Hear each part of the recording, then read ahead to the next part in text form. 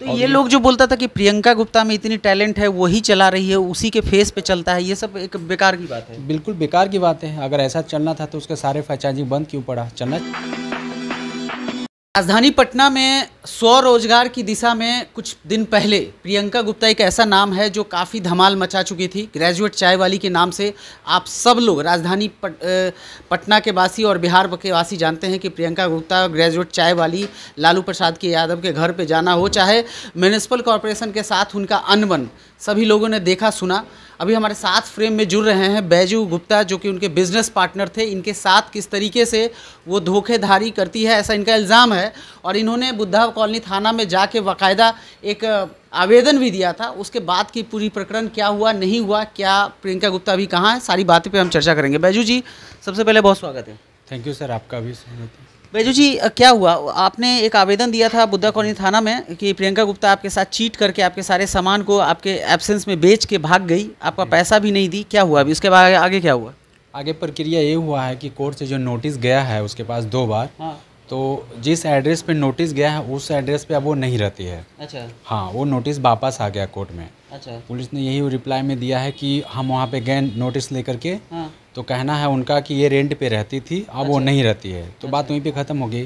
Processor आगे चालू है आने वाले दिनों में। पुलिस ने क्या बोला कि इसमें आगे क्या, मतलब? अब इसमें देखिए, पकड़ के लाना काम तो पुलिस का है ना। हाँ। कोर्ट तो नहीं ला सकती है ना। कोर्ट ऑर्डर करती है या नोटिस भिजवाती है या अरेस्ट कर लाइए।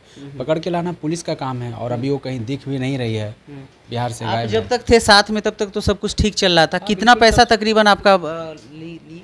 वही 4 से 5 लाख रुपए का समथिंग। 4 से 5 लाख जी। और आप जब मांगे तो क्या बोलती थी? पैसा मांगे तो मुझे टाइम ली थी कि हम इतना तारीख को बैठेंगे, बात करेंगे, जो भी है पैसा आपका मिलेगा, वापस करेंगे।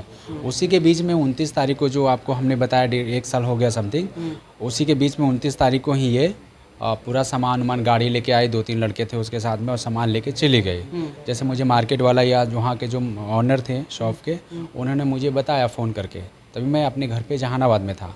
आने में मुझे टाइम लग गया, तब तक वो सामान लेके चले गए। फिर मेरे एक रिलेटिव हैं जो हाई कोर्ट में वकील है, उनसे मैंने संपर्क किया, उनको ये सारी बात बताई, तो उन्होंने बोला कि अब वो सामान लेके चले गया है तो वहाँ पे जाके आपका क्या फ़ायदा होगा, जाके थाने में आवेदन दीजिए। आप वहाँ पे जाइए भी मत, नहीं तो लड़की है, एलिगेस किसी तरह का लगा देगी, तो लड़की का ही लोग सुनते हैं, आपका नहीं सुनेगा।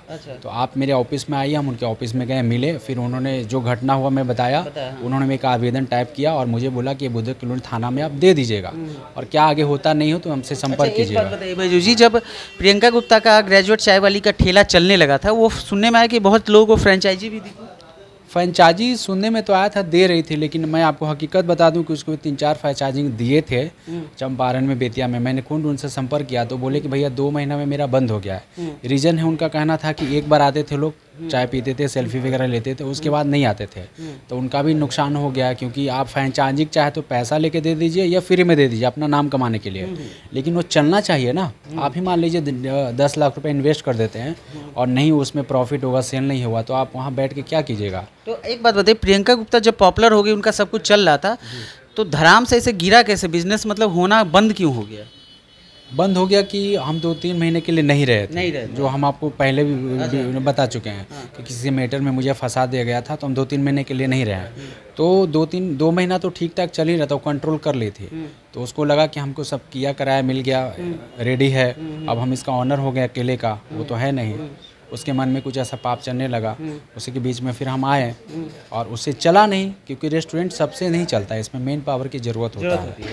और वो मेन सिस्टम आपको कंट्रोल करने वाला अगर आदमी नहीं है ना, आप कितने भी बड़े टैलेंट है ना, तो स्टॉप हो जाएगा, नहीं चला पाइएगा। अच्छा, तो ये लोग जो बोलता था कि प्रियंका गुप्ता में इतनी टैलेंट है, वही चला रही है, उसी के फेस पे चलता है, ये सब एक बेकार की बात है। बिल्कुल बेकार की बात है। अगर ऐसा चलना था तो उसके सारे फ्रेंचाइजी बंद क्यों पड़ा? चलना चाहिए था ना। अच्छा, क्यों बंद पड़ गया उसका? सबका सब क्यों बंद पड़ गया?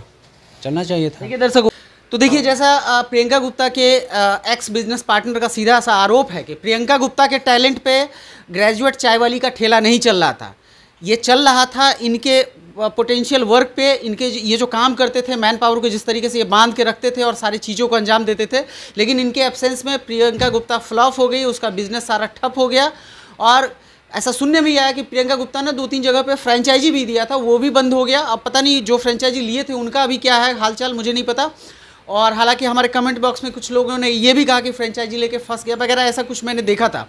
तो सवाल यहाँ पे ये होता है कि अब बिजनेस या एंटरप्रेन्योर जो होता है, न्यू स्टार्टअप जो होता है, वो किसी के चेहरे पे नहीं चलता है। 1-2 दिन चल सकता है, ब्रांड वैल्यू बन सकता है, लेकिन आपको काम करना पड़ेगा मन से। अब बैजू जी, अब आगे का आपका कार्रवाई क्या है? मतलब भूल गए या फिर आप छोड़ दिए कि चलो भाई अब पैसा जो नहीं, छोड़े तो नहीं है, लेकिन कोर्ट कचहरी का मैटर चल रहा है, ठीक है। अब हम उसे पर्सनली ना कॉल करते हैं ना उसको कुछ मैसेज किया।